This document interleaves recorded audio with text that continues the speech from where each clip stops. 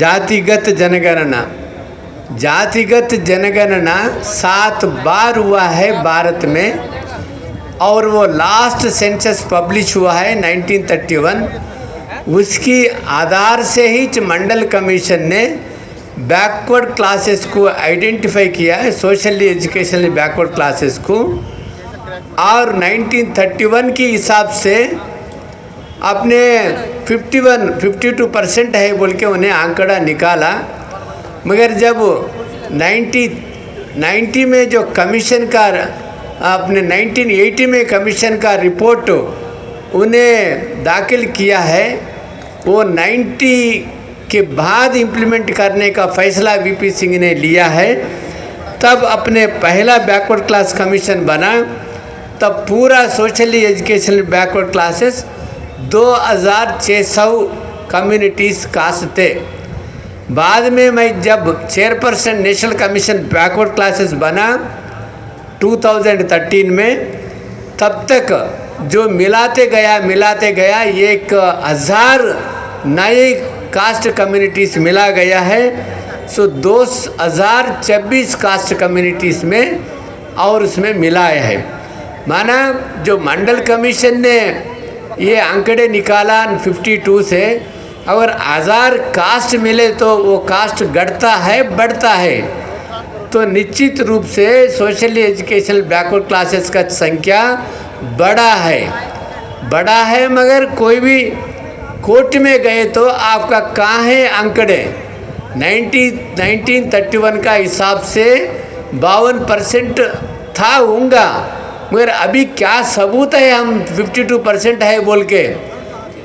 उस वास्ते हम ये नहीं मानते आंकड़े के बिना जो रिजर्वेशंस का पॉलिसी, सो फिर नया इंक्रीज करने का डिक्रीज करने का ये कोर्ट्स ने नहीं माना था। वो आंकड़े पूछ रहा था, फिर आंकड़े पूछ रहा था, आंदोलन चला।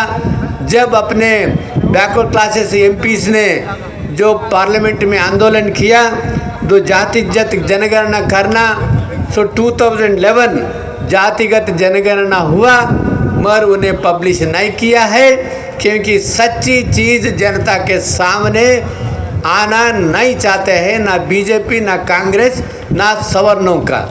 उस वास्ते उसमें ये अपने दबाया गया है, छुपाया गया है।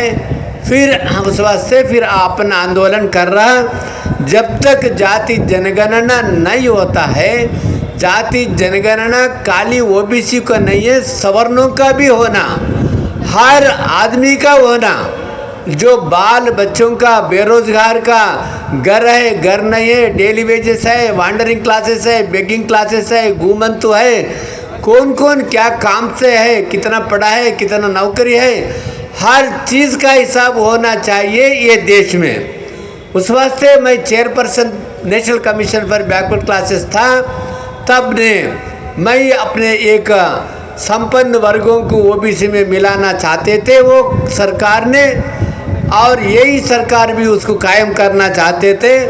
मैं उसकी दबाव जुकाम में ना आके एक बड़ा कम्युनिटीज़ अपने 4 करोड़ आबादी रहता, जो पॉलिटिकल, इकोनॉमिक, एजुकेशन, एम्प्लॉयमेंट में वो लोग प्रोपोर्शनल रिजर्वेशन से ज़्यादा है। मैं वो रिजेक्ट करे तो बहुत दंगे हुआ। वो दंगे में अपने राजकुमार सैनी मुकाबला करके बैकवर्ड क्लासेस का सहारा दिया, और तभी भी बैकवर्ड क्लासेस ने नहीं उठा था। जब मंडल कमीशन में लागू करे तो सवर्णों ने आंदोलन कमंडल के रूप से उठाया गया है।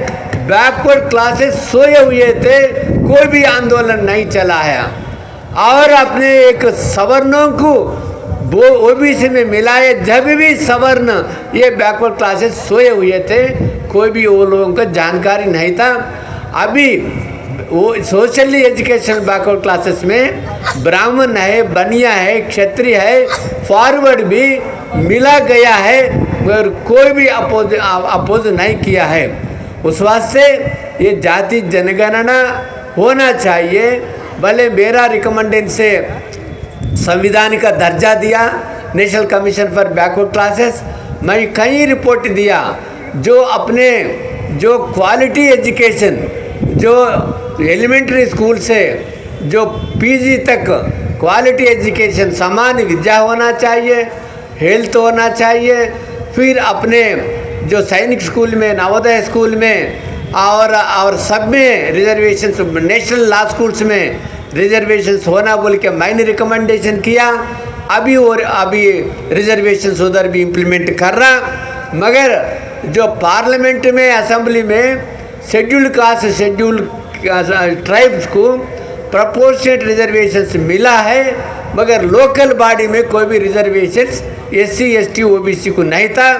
92 में संविधान की अमेंडमेंट हुआ, उसमें जो वुमेन को 1/3 होना, मिनिमम 1/3 होना, मैक्सिमम आधा भी हो सकता। और अपने जो पंचायत राज एक्ट 1994 आर स्टेट में बनाया, मगर वो 33% एक स्टेट में 39, 27, 20 था, मगर वो भी घटा के जो इंद्रसानी वर्सेस यूनियन ऑफ इंडिया में लोकल बॉडीज में भी 50% के ऊपर नहीं होना। अपने इम्पेरिकल डेटा नहीं है, जनगणना नहीं है, आंकड़े नहीं है, वो 250 रिजर्वेशन से भी अभी कैंसिल करके कोर्ट ने इंटरफियर करके वो OBC का रिजर्वेशन से भी ओपन में कराया, जनरल में कराया। ये अन्याय अपने साथ हो रहा है। और हर फील्ड में जो जाति जनगणना जितने भी अपन आंदोलन कर रहा वो नहीं कर रहा। उस वास्ते जब तक पूरा भारत उड़ जाता है, ये आंदोलन अगर नहीं चलाता है, ये प्रेशर नहीं बनाता है, तब तक ये लोग जाति जनगणना ना करेंगे और 250 रिजर्वेशंस वो लोग खींच लेंगे। 27% में अभी 14%, 15% भी नहीं मिला। उसमें सवर्णों को जो जितना गरीब है उसको नहीं देता, मगर सवर्णों को जो फॉरवर्ड क्लासेस को 10% आंकड़े नहीं है, सर्वे नहीं है, 10% रिजर्वेशंस दिया है। वो मैंने और कई लोग ने जो सुप्रीम कोर्ट में क्वेश्चन किया है, मेन आर्ग्यूमेंट्स मेरा तरफ से प्रोफेसर मोहन गोपाल ने किया है, मगर चीफ जस्टिस दूसरा एक अच्छा कॉन्स्टिट्यूशनल एक्सपर्ट जज, ये असंवैधानिक है, ये अनकॉन्स्टिट्यूशनल है, जो बेसिक स्ट्रक्चर्स के खिलाफ है। वो 2 सीनियर जजेस ने चीफ जस्टिस के साथ जो अपने ये ने स्ट्रक डाउन किया है, ये काट दिया है, मगर दूसरा 3 जजों ने फिर उसने संविधान को समर्थन करते हुए फिर अपने को न्याय नहीं मिला। उस वास्ते कल हम रिव्यू पिटिशन में डाले हैं, फिर भी कोशिश करने हैं। और अपने एक जो राजनीति आज सेशन है, पॉलिटिकल लीडर्स बैठे हैं, मगर जितने भी अगर इनडायरेक्टली वेरी कैलकुलेटिवली, क्योंकि कोई भी इलेक्ट्रॉनिक मशीन को ह्यूमन एलिमेंट, ह्यूमन आदमी में उसमें छेड़छाड़ कर सकता है। उस वास्ते ये वोटिंग सच्ची रीति से नहीं हो रहा है, ये EVM में घटोला है, गड़बड़ है। उस वास्ते बैलेट पेपर से ये वोट होना चाहिए। पूरा डेवलप्ड कंट्रीज में बैलेट पेपर से हो रहा है, भारत में क्यों नहीं होता है? माना इसमें उसका नीति नियत ये साफ नहीं है। वो इनडायरेक्टली वो चोरों को, लुटेरों को, ये लोग इलेक्ट करना चाहते हैं। उस वास्ते उसके वास्ते भी आंदोलन होना चाहिए। और उच्चतम न्यायालय में अपने कोई भी जज वहाँ के वह अपने ना है वैसा है, क्योंकि आप देखो कोई भी उत्तर प्रदेश में, बिहार में और जहाँ भी नॉर्थ इंडिया में देखो, पूरी सवर्ण मुंसिपल मजिस्ट्रेट से हाई कोर्ट जज तक, सुप्रीम कोर्ट जज तक पूरी वही रहता, अपने एक 5-10% भी नहीं रहता। उस वास्ते अपने रिजर्वेशंस मान रहा अपन, हमारे डिमांड है रिजर्वेशंस प्रतिनिधित्व के वास्ते, रिप्रेजेंटेशन के वास्ते। ये डेमोक्रेटिक कंट्री में रिप्रेजेंटेशन होना चाहिए। ये उस रिप्रेजेंटेशन नहीं तो ये अपने ये किंग रूल नहीं है, ये अपने कुलीन तत्व का रूल नहीं है, ये डोमिनेंट कास्ट का रूल नहीं है।